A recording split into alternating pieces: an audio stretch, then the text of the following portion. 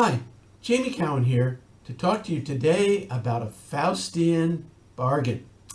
Now, what is a Faustian bargain? It's based upon a popular German legend from the Middle Ages about a guy named Faust.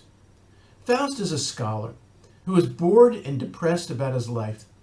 He makes a deal with the devil to enable himself to have great knowledge and worldly pleasures.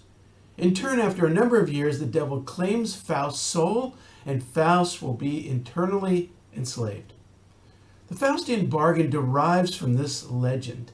The idea is a pact where a person trades something of supreme moral value for worldly success like knowledge, power, or riches. This sadly describes the overwhelming evangelical support for Donald Trump. Now, I want to be clear. I'm not making a judgment on whether one person or another voted for Trump. Certainly in 2016, I can understand why people voted for him. My concern, however, is the horrific trade-off between those who claim devotion to God and support for someone who is personally so ungodly in behavior and speech and who has caused untold division and damage to the United States. Yes, I've heard all the excuses. We're not voting for a pastor. Look how God used the ungodly King Cyrus in the Bible. Yes, we wish he wouldn't be so unkind in his remarks, but he does appoint conservative judges, and on and on and on. I hear and read from so many evangelical supporters of Trump that we need someone to stand up to the deluge of immorality spreading through our society, like abortion, like from the LGBTQ community, or from the Black Lives Matter movement. Yet, it was the era of the 1960s that caused far more social changes and unrest than anything like today. Consider the events of the 60s and early 70s. There was the Civil Rights Movement, Vietnam War protests, the assassinations of John F. Kennedy, Robert Kennedy, and Martin Luther King. Serious urban rioting, far worse than anything like today. Large-scale experimentation with psychedelic drugs and heroin. Huge changes in sexual mores. The women's rights movement.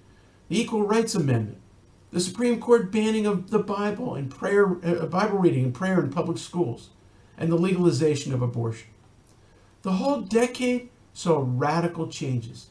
Yet, guess what came out of this period? It was the Jesus movement, where many who were involved in those very things were looking for something more. Here's my question.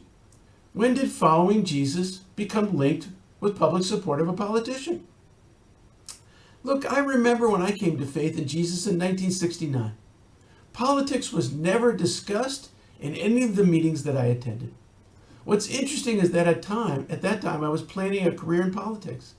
But as I contemplated my life and considered the possibility of a successful political career, such as maybe running for the U.S. Senate and actually accomplishing significant things, and then getting married and having children and grandchildren, and then eventually dying, I felt, well, that's great, but is that it? Isn't there something more?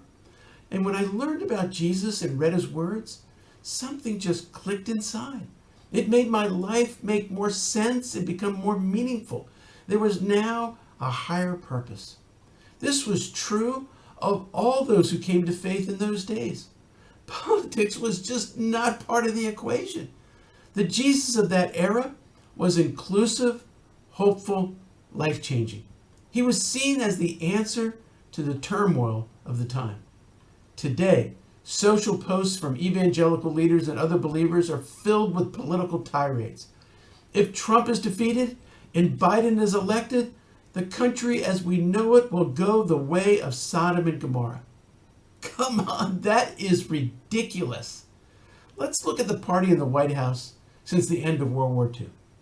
From 1945 to 52, Democrat. From 53 to 60, Republican. 61 to 68, Democrat. 69 to 76, Republican. 77 to 80, Democrat. 81 to 92, Republican. 93 to 2000, Democrat. 2001 to 08, Republican. 2009 to 16, Democrat. 2017 to today, Republican. You see, this exemplifies the beauty of the American political experience, a shared political destiny. What's changed is the alarmist and disparaging political speech spewing from the mouths of so-called followers of Yeshua. I've described in other vlogs how the politicization of the gospel began with the moral majority's formation in the 1970s. Allegedly, their goal was to return America to her Christian roots. But as I described in that vlog, the real motivation behind the organization's formation was to prevent the racial integration of all white Christian private schools in the South. From there, it launched its opposition to abortion and later gay rights. Sadly, evangelical politicization has only grown since then, now with the existence of multiple religious political organizations today. Incredibly, it's reached its high point in the relationship with Donald Trump and his administration. Here is the Faustian bargain. Yes, the evangelical community has greater access to a president than ever before, although President Bush himself was an actual evangelical. Yes, Trump has appointed conservative judges, tried to defund Planned Parenthood, pushed back on LGBTQ rights, and has been supportive of religious liberty issues. But at what cost? Evangelicals are supporting a person who has been accused in numerous accounts of sexually accosting women, even bragging himself on a video to that effect. A person who rarely tells the truth. Supporting someone who regularly accuses immigrants of being rapists and murderers. Who has transformed the American ideal expressed by the Statue of Liberty, which welcomes immigrants to our shores, including my own grandparents, into walled-off borders. Who regularly attacks minority groups. Who continually minimizes and fails to address the worst pandemic to hit American shores in 100 years. Who openly welcomed Russian interference into the 2016 election. Who sought to trade military assistance to a foreign power for dirt on a political opponent. Honestly, the non-evangelical world is appalled at the hypocrisy and double standards applied to Donald Trump by evangelical leaders. The Faustian bargain is trading the purity of the gospel message for political access and power. Where is there anywhere in the Bible that would conceivably support such a trade? The reality is, culture changes. We may not like all the changes, but you can't legislate culture. You can only make adjustments for it. Many evangelicals find Trump a warrior for their values, feeling like they're being dismissed by society's elites. It's interesting to note that Yeshua addresses this directly on the Sermon on the Mount. This is what he says. Blessed are you when people insult you, persecute you, and falsely say all kinds of evil against you because of me. Rejoice and be glad, because great is your reward in heaven. For in the same way they persecuted the prophets who were before you. Note that he doesn't say, rise up and fight back. Rather, he says, rejoice and be glad. It's right after this that Yeshua says that you're the light of the world, that you are the salt of the earth. Maybe showcasing a different way of responding to persecution is a way to be salt and light. In the end, the hope for evangelical platform has been in large part thwarted anyway. Even with the appointment of conservative judges, Roe v. Wade was upheld again by the Supreme Court in this year's June Medical Services versus Russo case.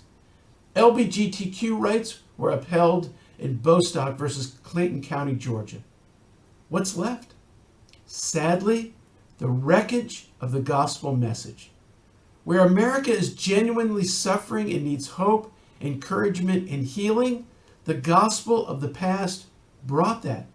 Today, it's associated with intolerance, division, and nationalism. If that was the message that I would have heard 50 years ago, I'm not so sure that I would ever have become a follower of Yeshua the Messiah. Wow. Repentance is in order. Repentance, that is, of the body of Messiah relying on politics to be the answer over Jesus being the answer. Thank you, and see you next time.